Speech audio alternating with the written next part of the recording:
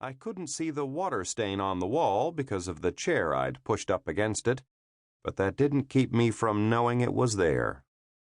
I burdened the hunchbacked hat tree with my coat and hat and sat down behind the desk.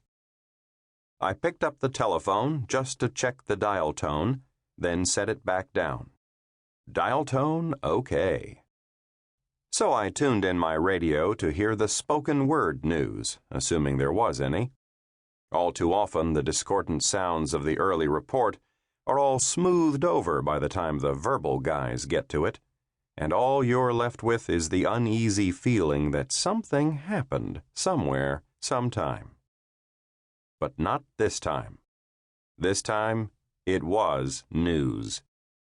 Maynard Stanhunt, wealthy Oakland doctor, shot dead in a sleazy motel room 5 blocks from his office. The newsman named the inquisitors who would be handling the case, said that Stanhunt had been separated from his wife, and that was it.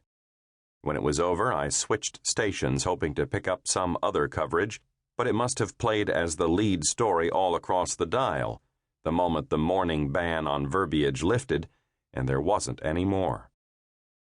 My feelings were mixed. I hadn't figured on knowing the victim. Maynard Stanhunt was an arrogant man, an affluent doctor who'd built up a pretty good surplus of karmic points to match what must have been a pile in the bank, and he let you know it, but in subtle ways. He drove an antique name-brand car, for instance, instead of the standard-issue Dudaframe.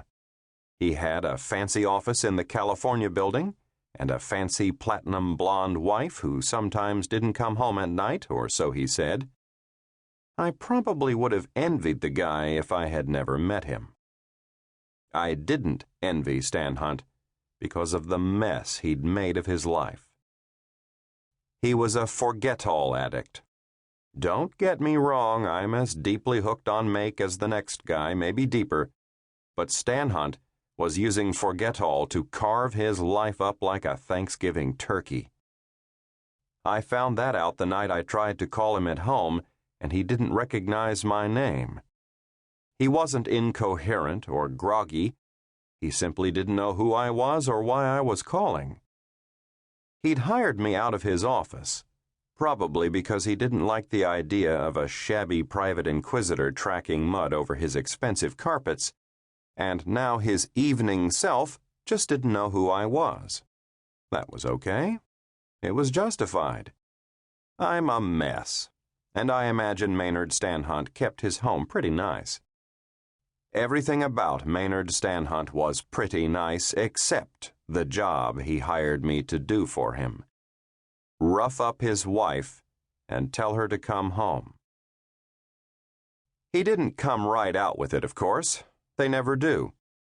I'd been in his employ for almost a week, working what I thought was strictly a peeper job, before he told me what he really wanted.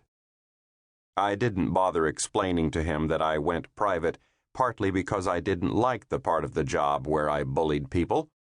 I just refused to do it, and he fired me. Or I quit. So now the golden boy had gone and gotten himself nixed. Too bad. I knew that the coincidence of my working for the dead man would earn me a visit from the inquisitor's office. I didn't relish it, but I didn't dread it.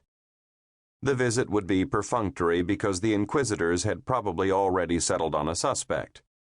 If they weren't about to break the case with a flourish, they never would have let it get all over the verbal news.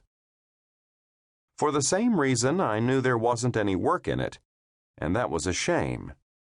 The whole thing would be crawled over by the office, and that didn't leave enough room for a guy like me to work, assuming there was a client.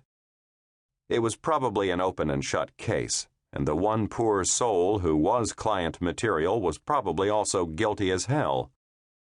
Murder earned you a stay in the freezer, and the guy the inquisitors had in mind was likely no more than a few hours from cold storage. It wasn't my problem. I switched back to the musical news. They were already comforting the populace with a soothing background of harps playing sevenths.